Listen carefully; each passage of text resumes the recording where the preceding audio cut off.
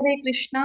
हम भगवत गीता का session start करने जा रहे हैं। जो लास्ट हमारा सेशन था उसमें हमने भगवत गीता के 62 और 63 नंबर श्लोकों को किया था। उसमें काफी हमारा डिस्कशन हो चुका था। थोड़ा सा उसके ऊपर थोड़ी सी चर्चा और करेंगे 62 63 के ऊपर, फिर हम आगे चलेंगे। ठीक है, तो 62 नंबर श्लोक का क्या था? 62 नंबर श्लोक का था, ध्यायतो विषयान् पुंसः संगस्तेषुपजायते संगात् संजायते कामा कामात् क्रोधो विजायते। इसमें भगवान ने कहा कि इंद्रिया विषयों का चिंतन करते हुए मनुष्य की उनमें आसक्ति उत्पन्न हो जाती है और ऐसी आसक्ति से काम उत्पन्न होता है और फिर काम से क्रोध प्रकट होता है। और नेक्स्ट श्लोक था इससे नेक्स्ट, क्रोधात् भवति सम्मोहः सम्मोहात् स्मृतिविभ्रमः स्मृतिभ्रंशात् बुद्धिनाशो बुद्धिनाशात् प्रणश्यति। तो इसमें भगवान क्या कहते हैं कि क्रोध निर्णय लेने की क्षमता को क्षीण कर देता है, जिसके कारण स्मृति भ्रम हो जाता है और जब स्मृति भ्रमित हो जाती है तब बुद्धि का नाश हो जाता है और बुद्धि के नष्ट होने से मनुष्य का पतन हो जाता है। तो हम देखते हैं कि संसार में जितने भी बुरे काम हो रहे हैं, जितने भी, वो सिर्फ इन्हीं जो 8 स्टेप्स जो हमने भी डिस्कस किए हैं ना, उन्हीं के कारण हो रहे हैं। कौन से 8 स्टेप्स? कि हम किसी चीज के बारे में सोचते हैं, बहुत ज्यादा सोचते हैं, सोचे जा रहे हैं, सोचे जा रहे हैं, सोचते सोचते उससे अटैचमेंट होगी। अब मन में इच्छा हुई कि मुझे ये चीज चाहिए और वो नहीं मिली तो गुस्सा आ गया। अब गुस्सा आ गया तो गुस्सा आने से क्या हुआ? और गुस्सा आने से हमें ये नहीं पता लगा, हम कंफ्यूज हो गए, हमारी मेमोरी डाउन चलेगी, हमें सारी अच्छी बातें पता है लेकिन सारी अच्छी बातें भूल गई, हमने अलग सा कुछ रिएक्ट कर दिया। और उससे क्या हुआ? बुद्धि का नाश हो गया। और बुद्धि का नाश होने से क्या हुआ? अल्टीमेटली हमारा पतन हो गया। तो जब भी मनुष्य भक्ति में भी डाउनफॉल होता है, जब किसी मनुष्य का पतन होता है, तो यही 8 स्टेप्स होते हैं जिनके कारण पतन होता है। तो इसको अगर हम साधारण भाषा में समझेंगे तो कैसे होता है कि सबसे पहले हम कंटेम्पलेट करते हैं। कंटेम्पलेट मतलब किसी चीज को देखा, थोड़ी देर के लिए देखा, सिर्फ ज्यादा देर के लिए नहीं देखा, सिर्फ थोड़ी देर के लिए। लेकिन थोड़ी देर के लिए देखी हुई चीज भी मन पर इतना स्थायी प्रभाव डालती है कि उसके प्रभाव को नष्ट करना मुश्किल हो जाता है। जो भी हम थोड़ी थोड़ी चीज के लिए भी, देर के लिए भी कुछ देखते हैं ना, उसका मन पे एक संस्कार पड़ गया। अब वो संस्कार कब तक रहेगा? वो जन्मों जन्मों तक रहेगा। अब जैसे अजामिल थे, आपने अजामिल की स्टोरी सुनी है कि पहले ब्राह्मण थे, फिर वो एक वेश्या के चंगुल में फंस गए, फिर उन्होंने ब्राह्मण के सारे कार्य बंद कर दिए। तो उनकी भक्ति का पतन कहाँ से शुरू हुआ? वो तो ब्राह्मण थे, ब्राह्मण के कार्य कर रहे थे, कहाँ से पतन शुरू हुआ? वो जा रहे थे मार्केट में, उन्होंने देखा कि एक वेश्या एक पुरुष के साथ भोग कर रही थी। सिर्फ उसने इतनी चीज देखी, उसके बाद उसका सारा ब्राह्मण का कार्य बंद हो गया। घर गए, वेश्या के बारे में सोचते रहे, इतना सोचा कि वेश्या को घर ले आए। वेश्या को घर ले आए तो अपने पिता और अपनी पत्नी को घर से निकाल दिया। अब वेश्या के साथ घर गृहस्थी बसा ली। अब उसी के साथ वो भोग कर रहे हैं। अब उनके संतान होगी तो धन की जरूरत पड़ी, धन की जरूरत पड़ी तो कहाँ ब्राह्मण के कार्य करते थे, कहाँ ब्राह्मण के कार्य छोड़ के अब क्या कर दिया? अब उन्होंने झूठ बोलना, लोगों को धोखा देना, ये सारे कार्य शुरू कर दिए, लोगों को सताना शुरू कर दिया। तो शुरू हो गया ना, देखो, सिर्फ एक सीन को देखा और उस सीन को देखने मात्र से पतन शुरू हो गया। कंटेम्पलेट किया थोड़ी देर के लिए, तो कंटेम्पलेशन मतलब थोड़ी देर के लिए किसी चीज को देखना या सोचना। इससे क्या होगा? उससे अटैचमेंट हो जाएगी। अब देखो, जो पुराना स्टेप है, ये जो पुराना मैंने आपको पिक्चर दिखाया था ना, इसमें कई बार चीजें समझ नहीं आती, तो थोड़ा सा इसको सिंप्लीफाई करके लिखा है ताकि आपको ये 8 स्टेप समझ में आ जाए। क्योंकि अगर ये 8 स्टेप्स हमें समझ में आ जाते हैं तो हो सकता है किसी समय हमें गुस्सा आए, हम उसके ऊपर कंट्रोल कर लें या अननेसेसरी चीजों के ऊपर अपना ध्यान ना लेके जाएं। तो इसको सिंप्लीफाई करना जरूरी था, तो इसलिए थोड़ा सा इजी लैंग्वेज में बताने की कोशिश की जा रही है। कंटेम्पलेशन मतलब चीजों के बारे में सोचना। सोचते सोचते क्या हुआ?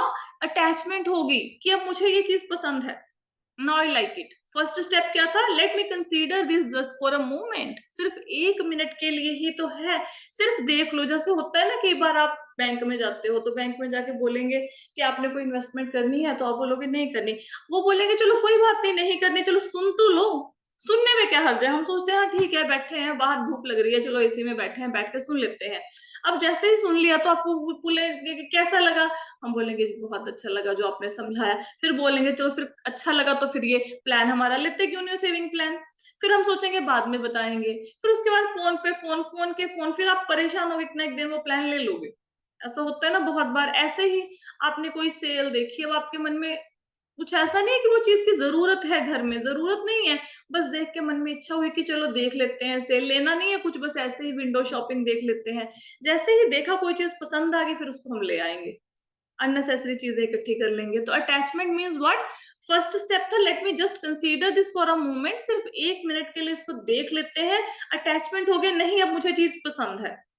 लस्ट क्या हो गया, काम का मतलब क्या है, अब मुझे ये चीज चाहिए, किसी भी कीमत पे चाहिए, जैसे मर्जी हो मुझे ये चीज प्राप्त करनी है। क्रोध का मतलब क्या होता है, कौन मुझे रोकेगा इसको लेने से, मेरे को ये चीज लेनी है, मैं लेके रहूंगा, मुझे रोक कौन सकता है। सम्मोह, सम्मोह का मतलब क्या है कि कंफ्यूजन। अब चीज लेनी तो है, कई बार कंफ्यूज है कि क्या लॉन्ग टर्म में मेरे लिए ये चीज अच्छी है या बुरी है। अब कोई स्टूडेंट है, कॉलेज में पढ़ता है, उसने किसी के हाथ में स्मार्टफोन देखा, बस उसने चलाया थोड़ी देर के लिए उसे स्मार्टफोन लेके, उसको लगा मुझे भी अच्छा लगा, अब वो बोलेगा मुझे तो ये चाहिए। अब मम्मी पापा क्या कर लेंगे, मैं तो लेके छोड़ूंगा मोबाइल फोन। अब मन में कंफ्यूजन आ गया कि कहीं मोबाइल फोन लेने से ये तो नहीं कि मेरी पढ़ाई खराब हो जाएगी, है ना। कंफ्यूजन हो गई ना, स्मृति विभ्रम। अब कंफ्यूजन तो है, लेकिन ये भूल जाते हैं हम कि हमारे लिए इस सिचुएशन में क्या अच्छा है क्या बुरा है। अब ऐसा नहीं कि स्टूडेंट को पता नहीं है कि भाई अगर मैं मोबाइल लेके सारा दिन चलाऊंगा तो इससे मेरा समय नष्ट हो जाएगा, समय नष्ट हो जाएगा तो पढ़ाई के लिए समय नहीं बचेगा, इससे मेरे एग्जाम में नंबर कम आ जाते हैं। ऐसा नहीं कि उसकी बुद्धि ऐसी नहीं है, उसकी बुद्धि है, उसको इस बात का पता है। अब क्या होगा, अब होगा ये कि बुद्धि के ऊपर, बुद्धि उसकी नष्ट नष्ट कर दी, किसने नष्ट कर दी, उसने, उसको सारा जो उसको अच्छे बुरे की पहचान थी वो सब खत्म हो गई, वो सब चीजों को भूल गया, अच्छे बुरे विचारों को। अब उसकी बुद्धि नष्ट होगी, अब वो फोन ले आएगा, फोन ले आया। अब यहां से फॉल डाउन शुरू हुआ, जैसे ही फोन लेके आया, अब फोन लेके आए हो तो फ्रेंड्स भी और बनेंगे, आप चैटिंग भी करोगे, आप कुछ वीडियोस भी देखोगे, अब स्टडी एक साइड पे हो गई, अब उसके लिए फोन ही सब कुछ हो गया। तो ये 8 स्टेप है जैसे हमारे जीवन में, जिनसे हमारे जीवन में पतन शुरू होता है, सिर्फ सोचने मात्र से, सिर्फ सोचने मात्र से। इसको और अच्छे से ना अगले श्लोक में और भी इसके रिलेटेड ही कुछ बातें निकल के आएंगी, वो नेक्स्ट श्लोक में हम लोग डिस्कस करेंगे। आई होप सो कि सब लोगों को ये जो 8 स्टेप्स हैं वो अच्छे से समझ आ गए होंगे। अगर नहीं समझ में आए तो चैट बॉक्स में आप क्वेश्चन कर सकते हैं, पूछ सकते हैं, राइट। नेक्स्ट श्लोका पे चलते हैं। तो जो नेक्स्ट श्लोका है वो हमें क्या बताता है कि हमें भगवान की कृपा, मर्सी कैसे मिलेगी, भगवान की दया कैसे मिलेगी, ये हमें नेक्स्ट श्लोक बताता है। तो नेक्स्ट श्लोक क्या है, राग द्वेष विमुक्तेस्तु विषयान इंद्रियश्चरन् आत्मवशेर विधे आत्मा प्रसादम अधिगच्छति। श्लोक का क्या अनुवाद है, किंतु समस्त राग तथा द्वेष से मुक्त एवं अपनी इंद्रियों को संयम द्वारा वश में करने में समर्थ व्यक्ति भगवान की पूर्ण कृपा प्राप्त कर सकता है। तो इस श्लोक में एक वर्ड आया राग। राग क्या होता है, व्हाट इज राग। अटैचमेंट किसी चीज के प्रति। द्वेष क्या होता है फिर, व्हाट इज द्वेष।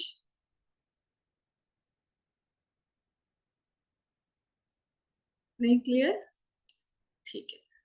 तो राग और द्वेष, हम नॉर्मली ना राग द्वेष बहुत ज्यादा इन वर्ड्स को यूज करते हैं। आप कोई भी स्क्रिप्चर पढ़ोगे उसमें बार बार ये शब्द कहीं ना कहीं पे आपको मिल ही जाएंगे, राग द्वेष, राग द्वेष, राग द्वेष को नष्ट करना है। अब राग द्वेष को नष्ट तो तब करेंगे ना अगर इसका मीनिंग पता होगा। अब मीनिंग ही नहीं पता अच्छाई होगा। बुराई। हाँ जी, अच्छाई बुराई माता जी। अच्छाई बुराई, अच्छा ठीक है, ओके। ओके गुड, अच्छाई बुराई, ठीक है। अब जब तक हमें राग द्वेष का मीनिंग एग्जैक्ट समझ नहीं आएगा, हम इनको खत्म कैसे करेंगे, ठीक है। तो इस श्लोक में कुछ वर्ड्स हैं, उनको पहले समझने की कोशिश करते हैं। इस श्लोक में पहला वर्ड आया है जो समझने वाला है, वो है प्रसादम। ये आया है ना, आत्मविषेर विधेयात्मा प्रसादम प्रसाद अधिगच्छति, प्रसादम आना चाहिए था, प्रसादम अधिगच्छति। अब इसमें क्या है, प्रसाद का मतलब वो नहीं जो मंदिर में भोग मिलता है, ये लड्डू बर्फी की बात नहीं हो रही, वो वाले प्रसाद, वो बूंदी लड्डू की बात नहीं हो रही, वो वाला प्रसाद मिलेगा। प्रसाद का मतलब क्या है, प्रसाद का मतलब है कृपा। कृपा किसकी, भगवान कृष्ण की। भगवान किसी के ऊपर जो भी कृपा करते हैं, वो कृपा को यहाँ पे प्रसाद कहा जा रहा है। हमें वो कृपा प्राप्त करनी है। कैसे प्राप्त करेंगे, अगर हम राग और द्वेष से मुक्त हो जाएंगे और अपने सेंसेस को कंट्रोल कर लेंगे। अब चलते हैं राग पे। राग क्या होता है, राग जैसे भी पूनम माता जी ने बताया, राग मीन्स अटैचमेंट। बिल्कुल सही बात है, राग का मतलब होता है अटैचमेंट, लगाव। अब राग दो प्रकार का होता है, जो अटैचमेंट होती है ना, वो दो प्रकार की होती है। इसको ना सब लोग ध्यान से सुनो। अगर इस चीज को सब लोग ध्यान से सुनोगे ना, मुझे लगता है काफी हमारी लाइफ में ना सुधार आएगा, क्योंकि ये राग द्वेष के कारण हमारे जीवन में बहुत सारी प्रॉब्लम्स क्रिएट हो रही हैं। राग मतलब अटैचमेंट, मतलब जुड़ाव। अब राग दो प्रकार का होता है, अटैचमेंट दो प्रकार की होती है, एक फेवरेबल एक अनफेवरेबल, मतलब एक पॉजिटिव अटैचमेंट एक नेगेटिव अटैचमेंट। अब ये पॉजिटिव और नेगेटिव क्या है, पॉजिटिव और नेगेटिव का मतलब ये है, कुछ लोग, जैसे हम एक एग्जांपल लेके इसको समझते हैं, मैं एक एग्जांपल से समझाती हूँ, फिर बाकी सिचुएशंस को आप अपने लाइफ के इसके साथ कंपेयर कर लेना, जैसे भी इसके थ्रू समझना है वो समझ लेना। हमारे जीवन में कुछ ऐसे लोग हैं जिनसे हम बहुत प्रेम करते हैं, कुछ लोग ऐसे होंगे, ठीक है। जैसे एक माँ है, वो अपने बच्चों से बहुत प्रेम करती होगी, बेटा है बेटी है बहुत प्रेम करते होंगे, ठीक है। कुछ फ्रेंड्स होंगे जिनसे हम बहुत प्रेम करते होंगे, कुछ रिलेटिव्स हो सकते हैं, ठीक है। तो अभी क्या करो, अभी आप ना एक एक्सपेरिमेंट करते हैं छोटा सा यहाँ पे। अब आप अपने मन में किसी ऐसे इंसान के बारे में सोचो जिससे आपको बहुत प्रेम है, ठीक है। You like that person the most, okay. सब लोग अपने अपने दिमाग में सोचो जिनसे आपको बहुत प्रेम है। सोचो सबने, एक बंदे का नाम सोचा जिनसे आपको बहुत प्रेम है मन में, ठीक है। आई होप सो, क्योंकि बोलते तो कुछ हो नहीं, आप चैट बॉक्स में यस नो लिख के बता सकते हो, ओके। Yes ma'am. राइट। अब एक आपने दूसरे बंदे का नाम सोचना है जिसकी शक्ल देख के आपको गुस्सा चढ़ जाता है, बस। अच्छा, शक्ल ना भी दिखे उसकी, बस मन में उसके बारे में सोच लो एक बार पूरा, ऐसा हो जाता है कि बस ये बंदा मुझे दिख जाए, है ना, कहीं पे, ठीक है, ऐसा होता है ना। आप एक उस बंदे के बारे में सोच लो। तो एक इंसान जिसको आप बहुत प्रेम करते हैं, एक इंसान जिनसे आप बहुत नफरत करते हैं, दो सोच लिए। अब देखो, जिनसे आप बहुत प्रेम करते हो उनके विषय में आप हमेशा नहीं सोचते हैं, हमेशा नहीं सोचते, ठीक है। ऐसे कैसे एग्जाम्पल से बताएं, जैसे सपोज करो एक माँ है, वो अपने बेटे से बहुत अधिक प्रेम करती है, ठीक है। तो बेटा अगर स्कूल चला गया, तो जब बेटा स्कूल चला गया तो क्या माँ सारा दिन बैठ के उसके बारे में सोचती रहेगी, नहीं सोचेगी ना। वो चला गया स्कूल, ठीक है, जब आएगा तो उससे मिल लेंगे, पूरा दिन तो नहीं सोचेंगे। लेकिन जिनसे हम द्वेष करते हैं, आपने एक चीज देखी है, वो हमारे सामने है चाहे नहीं है, उनके ऊपर गुस्सा पूरा दिन आता रहता है। कभी किसी ने ऐसा देखा है, ऐसा किसी के लाइफ में हुआ? जो कंस था वो भगवान के बारे में हमेशा सोचता रहता था। आप कंस की एग्जाम्पल मत लो, वो तो अलग स्तर पे है, हम अपनी एग्जाम्पल लो, कंस के बारे में मत सोचो। अच्छा, आप नॉर्मल एग्जाम्पल लो, सास बहू के झगड़ों को लो, ठीक है। अब ये सास बहू के झगड़े हैं, सासू माँ ने सुबह सुबह बहू को कुछ बोल दिया, या बहू ने सास को कुछ बोल दिया, या आज नहीं बोला, बोला था महीना पहले, या आज नहीं बोला, साल पहले ही बोला था, वो कान में घंटियां नहीं बजती, वो आवाज सुनाई नहीं देती आपको, इनर वॉइस, हमेशा हमेशा। आपको पता है जो अटैचमेंट है दो प्रकार की बताया ना मैंने, एक पॉजिटिव एक नेगेटिव। पॉजिटिव अटैचमेंट तो हम हमें कहते हैं ना, मोह है इसलिए दीन दुनिया में फंसे हुए हैं, मोह ममता नहीं छूटती, मोह ममता नहीं छोड़ती। अरे भाई, मोह ममता तो साइड पे लगा दो आप। ये जो द्वेष के कारण जिंदगी खराब हो रही है ना, ये बियॉन्ड इमेजिनेशन है। आपको पता है, जितनी हमें बीमारियां लगती हैं वो एकदम से नहीं लगती। जैसे किसी को सपोज कैंसर की बीमारी होनी है, वो उसको एकदम से कैंसर की बीमारी नहीं होगी। जैसे हमारे शरीर के, मैंने बताया था ना, ग्रॉस बॉडी सटल बॉडी, तो हमारे शरीर के आसपास आवरण बना होता है। तो जिन लोगों ने कभी प्राणिक हीलिंग के वगैरह के बारे में सोचा है, उनको पता होगा कि हमारी बॉडी के आउटर एक शेल बनी होती है, बहुत मजबूत होती है, कईयों की बहुत कोमल होती है। तो बीमारी को, उस शेल को भेद के, उस कवच को भेद कर आपके पास आने में टाइम लग जाता है। तो अगर किसी की बॉडी में कैंसर है तो वो कैंसर बनने में टाइम लगता है, एकदम से कैंसर नहीं बनता। ठीक है। किसी के जीवन में कोई भी प्रॉब्लम हो, भयंकर हो छोटी हो, वो धीरे धीरे धीरे धीरे बनती है। अब ये प्रॉब्लम्स आती कहाँ से हैं?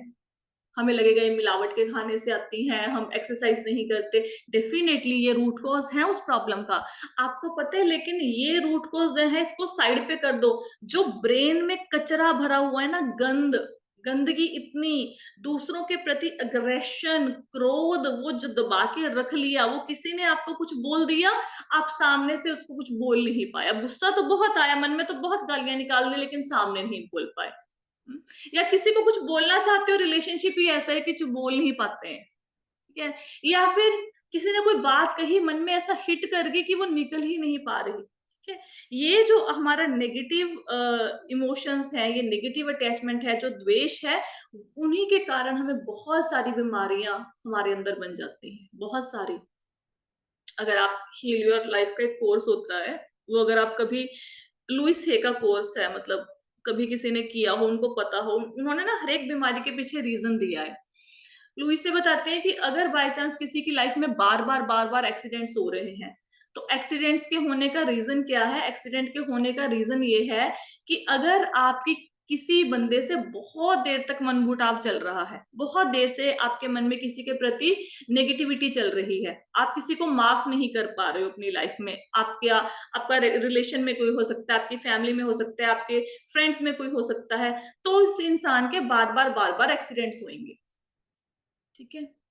जिन लोगों को घुटने की प्रॉब्लम है, जो लोग जीवन में कभी झुकना नहीं जानते, जिनको लगता है I am the right, the whole world is wrong, उनको घुटनों की प्रॉब्लम हो जाएगी, फिर वो झुकते हैं। जिनके जीवन में पैसे की बहुत ज्यादा टेंशन रहती है, जो लोग करियर को लेके बहुत ज्यादा सोचते हैं, फाइनेंस को लेके, उनकी लोअर बैक में पेन शुरू हो जाता है।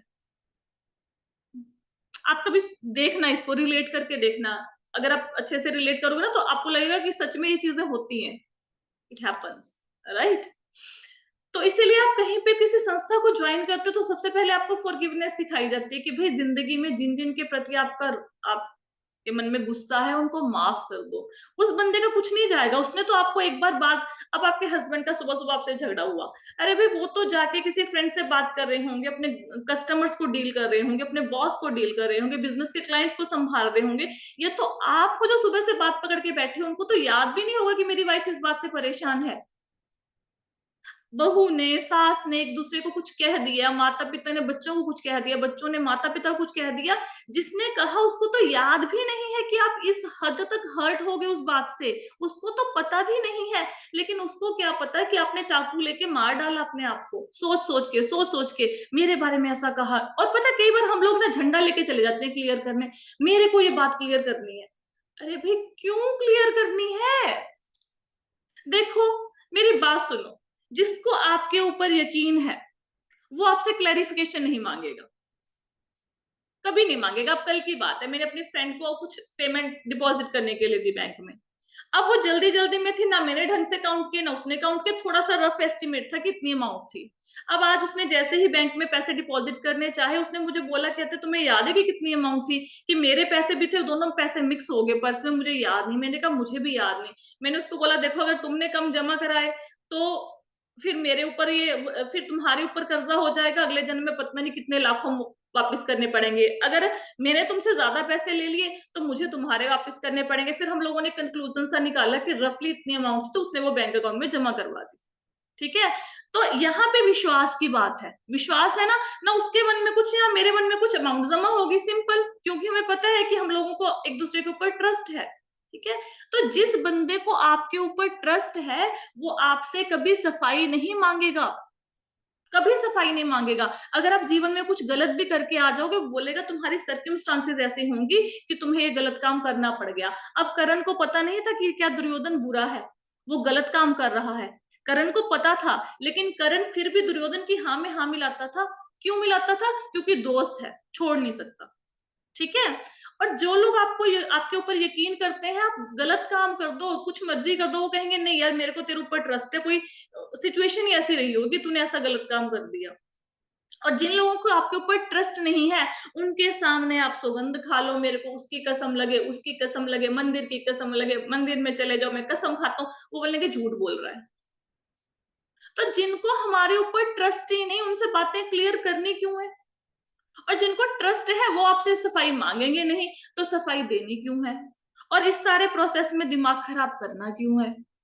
तो बैठ के भजन करो ना।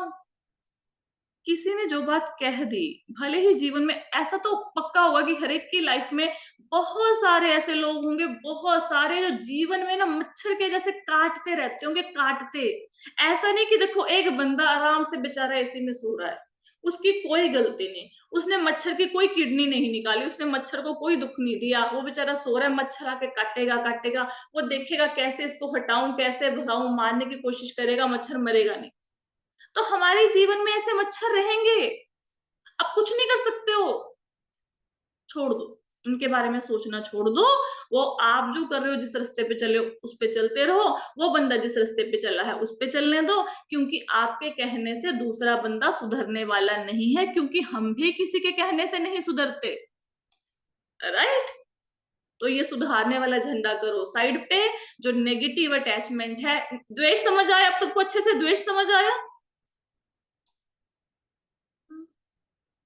हाँ जी माता जी। राग समझ आ गया?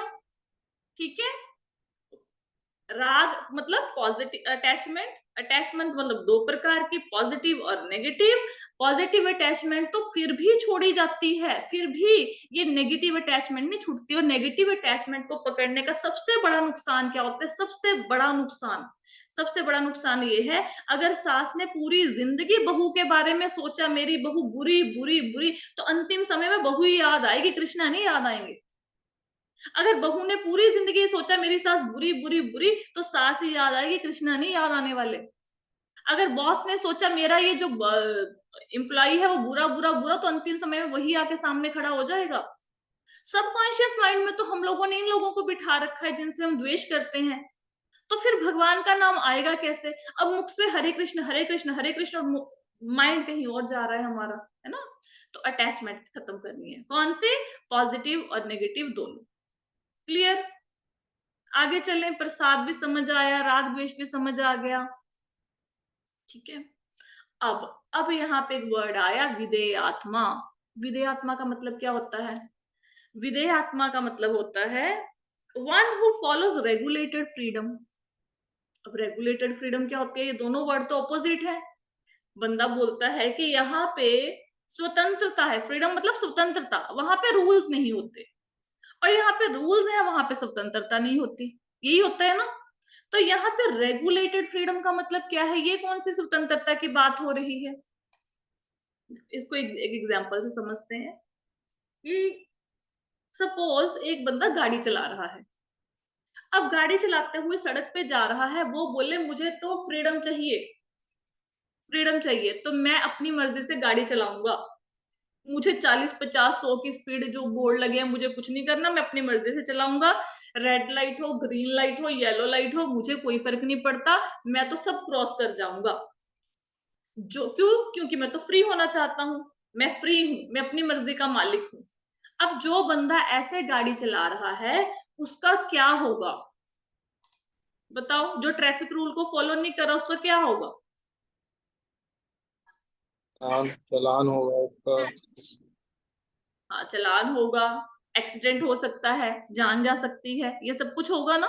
ठीक है, और यही बंदा अगर बोले कि ठीक है मुझे फ्रीडम एंजॉय करनी है लेकिन मैं ट्रैफिक रूल को फॉलो करूंगा, तो ये रियल फ्रीडम हुई कि नहीं हुई? कौन सी रियल फ्रीडम हुई? वो फ्रीडम असली फ्रीडम है जिसमें आप ट्रैफिक रूल को फॉलो करते हो, या वो फ्रीडम असली फ्रीडम है जिसमें आप रूल को फॉलो नहीं करते? कौन सी फ्रीडम असली फ्रीडम है बताओ? रूल को फॉलो करने वाली हूँ। रूल को फॉलो करने वाली असली फ्रीडम है ना? तो इसी प्रकार स्पिरिचुअल लाइफ में भी ना, जब हम फ्रीडम की बात करते हैं तो फ्रीडम की बात का मतलब क्या है? फ्रीडम का मतलब है कि ये जन्म, मृत्यु, बुढ़ापा, बीमारी, इन सब से हटके हमने ऊपर जाना है भगवान के धाम में, जहां न जन्म है, ना मृत्यु है, ना बीमारी है, ना बुढ़ापा है। तो अगर ये बंदा चाहता है, एक बंदा ड्राइव कर रहा है, वो उसने जाना है दिल्ली, तो वो ट्रैफिक रूल को फॉलो करते हुए ड्राइविंग करेगा तो उसकी ड्राइविंग अच्छी जाएगी, एक्सीडेंट नहीं होगा और वो सही सलामत पहुंच जाएगा अपनी जर्नी को एंजॉय करता हुआ।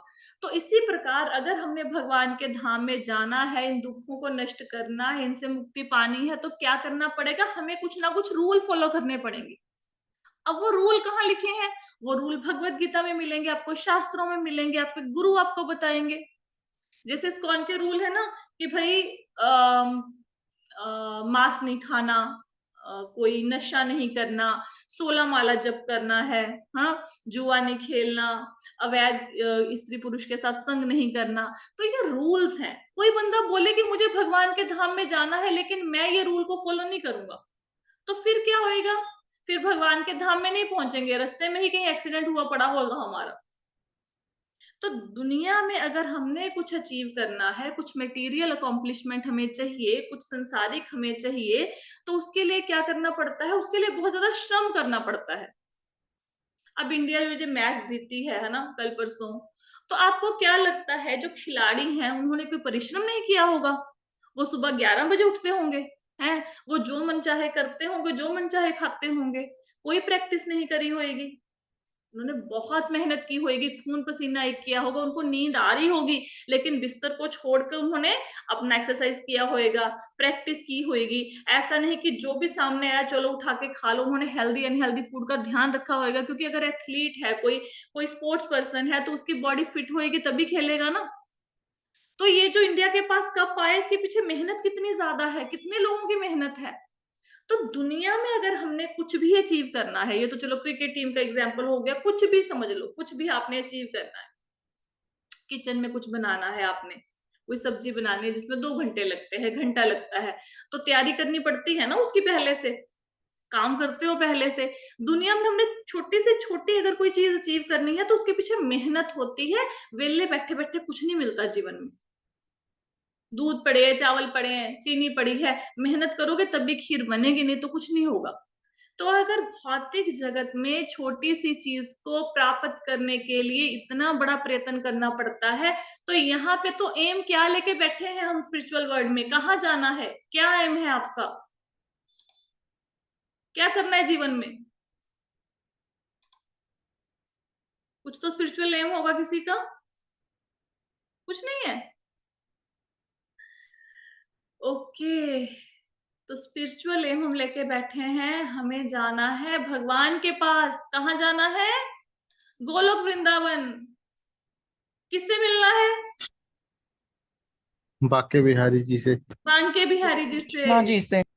हाँ जी, कृष्णा जी से मिलना है।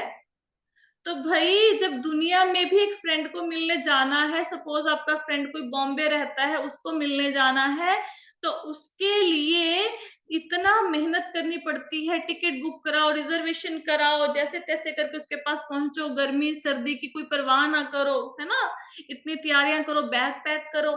जब भौतिक जगत के अपने फ्रेंड से मिलने के लिए इतनी तैयारी करनी पड़ती है, तो भगवान, किस भगवान की बात हो रही है?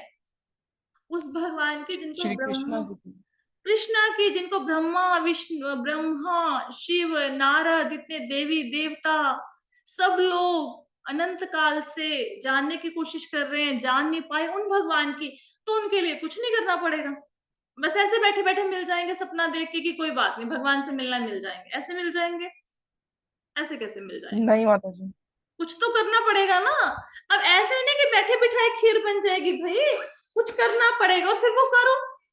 क्या करोगे? नियमों का पालन करो, जिस भी संप्रदाय से आप जुड़े हुए हो, जहां पे भी आप जाते हो, जिसमें भी आपकी श्रद्धा है, उनके नियमों को मानो। ठीक है, नियमों को मानो, उनका पालन करो। मन तो कहेगा कोई बात नहीं, ये गुरु महाराज की आज्ञा का क्या है, उसको उल्लंघन करो, ये करना है जो मन में आए करो, लेकिन फिर भी कंट्रोल करो। क्या करोगे? देखो, आ, अब अर्जुन का युद्ध करने का मन नहीं कर रहा था। वो कहता मुझे दुख लगेगा अगर मैं अपनों को मारूंगा। भगवान कहते मेरे लिए युद्ध करो, मेरी प्रसन्नता के लिए युद्ध करो। तो ऐसा नहीं कि अर्जुन को भीष्म पितामह को मारते हुए कोई दुख नहीं हुआ, वो रो रहा था मारते हुए उनको, एक एक तीर चलाता था और रोता था, लेकिन भगवान की प्रसन्नता के लिए उसने भीष्म पितामह के ऊपर तीर चलाए, उनको बाणों की शैया पे सुलाया ना।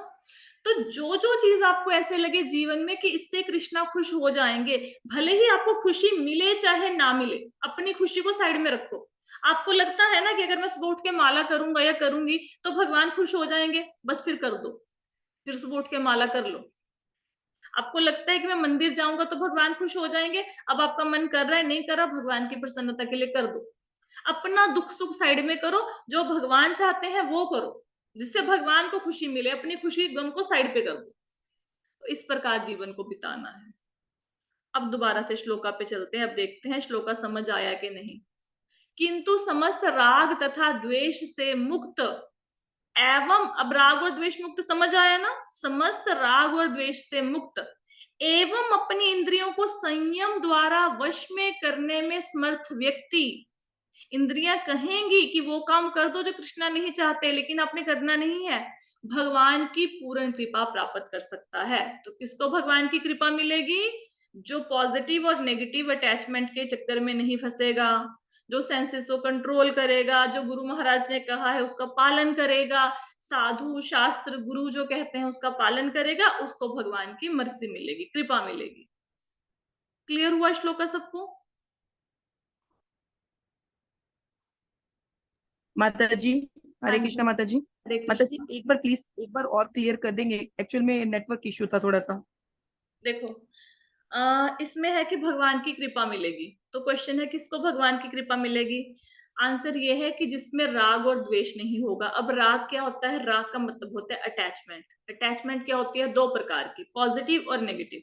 पॉजिटिव मतलब जो चीजें हमें अच्छी लगती हैं, जिनसे हम प्रेम करते हैं, कोई भी चीज, चाहे कोई रिश्ता हो, चाहे कोई खाने की चीज हो, चाहे कोई मटेरियलिस्टिक चीज हो, जिन चीजों से हमारा लगाव है वो पॉजिटिव, उसको स्नेह कहते हैं।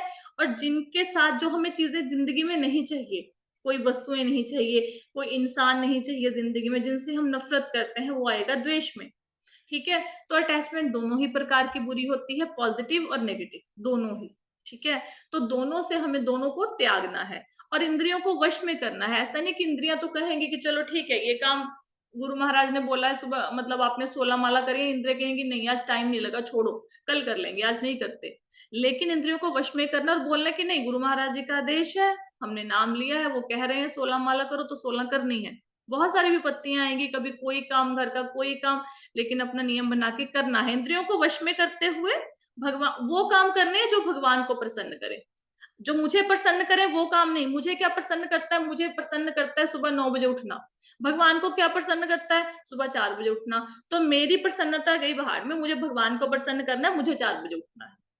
ठीक है, तो अपना नियम बनाया, तो राग और द्वेष से अपने आप को मुक्त कर लिया, सेंसेस को कंट्रोल किया। जिसने सेंसेस को कंट्रोल किया, राग द्वेष से मुक्त हुआ, उसको भगवान की कृपा मिलेगी। क्लियर हो गया? ठीक है माता जी। माता जी थैंक यू सो मच माता जी। माता जी जैसे वो है, ये द्वेष कईयों के दिमाग में भरा रहता है, तो वो उसको जो है वो कैसे ठीक करे? मतलब ये महामंत्र के जरिए ही कर सकते हैं वो ठीक? देखो, जो द्वेष है ना, जैसे वो जो आपके मन में किसी के प्रति नफरत है, किसी के प्रति भी, वो अगर आपको लगे मैं अपने हिम्मत से उस नफरत को हटा दूंगा, वो नहीं हटाया जाएगा ना, वो पॉसिबिलिटी नहीं है। अगर एक बार किसी से नफरत होगी तो होगी, अब वो बाहर नहीं आएगी, वो मतलब वो उसको कंट्रोल नहीं किया जा सकता। उसका एक ही उपाय है कि आप चैंटिंग करो, आप ज्यादा से ज्यादा चैंटिंग करो। जितना आप भगवान के नाम में अपने मन को लगाएंगे, आपकी जो नफरत है धीरे धीरे धीरे धीरे अपने आप खत्म होनी शुरू हो जाएगी। जैसे अब एक तो एग्जाम्पल सिंपल सी है कि जो लोग भगवत गीता भागवतम की क्लासें लगाते हैं, 16 माला करते हैं, अपना सब कुछ टाइम पे ये क्या कहते हैं 4 नियमों का पालन करते हैं, कुछ भी भगवान का जप का काम करते हैं, भगवान का सुमिरन करते हैं, उनको टीवी में ना ये गाने फिल्मों इनमें कोई इंटरेस्ट नहीं रहता, इतना तो पता है ना। तो वो इंटरेस्ट कैसे खत्म हुआ? हमें बचपन से तो टीवी देखने की आदत डाली हुई है, बचपन से हमें आदत डल गई, कभी कार्टून दिखते थे, फिर सीरियल देखते थे, फिर मूवीज देखते थे, न्यूज सुनते थे, यही कर रहे हैं ना हम लोग। तो वो आदत कैसे ये तो बात छूटी? सही है। अपने आप छूटी ना, हमने कोई एफर्ट तो नहीं किया ना। कैसे छूटी? भगवान का नाम जपते रहे, अब आदत छूट गई। पहले क्या अलमारियां कपड़ों की भरी रहते थे, बाजार जाओ 4 सूट सिला लो, बाजार जाओ 4 सूट सिला लो। अब क्या है, अब हमें लगता है क्या क्या फालतू के कपड़ों की अलमारियां भरनी है। और जिनकी भरी हुई है उनको धीरे धीरे एहसास हो जाएगा कि सब ऐसे इकट्ठा कर रखा है, तो अपने आप खत्म हो गई ना। तो हम कुछ नहीं कर सकते, आप चैंटिंग करो ज्यादा से ज्यादा भगवान को बोलो कि भगवान प्लीज हेल्प मी, मेरे मन में उसके प्रति द्वेष है, उस इंसान के प्रति, मैं खत्म नहीं कर पा रहा हूँ, प्लीज यू हेल्प मी। तो भगवान की कृपा से जब आप ज्यादा से ज्यादा चैंटिंग करोगे, कुछ भी कर रहे हो, जैसे ही मन में आपके ख्याल आया अपनी बहू का, मन में ख्याल आया सास का, मन में ख्याल आया अपने दोस्त का जिससे आप नफरत करते हो, मन में ख्याल आया बॉस का, साथ के साथ ऊंचा ऊंचा बोलना शुरू कर दो, हरे कृष्ण कृष्ण कृष्ण हरे हरे राम राम राम हरे। ऊंचा नहीं बोल सकते, घर के आसपास के लोग हैं, मन में ऊंचा बोलो, हरे कृष्ण कृष्ण कृष्ण हरे हरे हरे राम राम राम हरे हरे। कुछ दिन प्रैक्टिस करके देख लो, आपको रिजल्ट मिल जाएगा, आपको पता लग जाएगा कि ये हुआ कि नहीं हुआ। फिर मुझे बताना एक दिन, चलो आज का दिन प्रैक्टिस करो सब लोग, मन में किसी के प्रति द्वेष है, हरे कृष्ण महामंत्र ज्यादा चैंट करो मन में, और देखना क्या इम्पैक्ट हुआ उसका कि नहीं हुआ। राइट।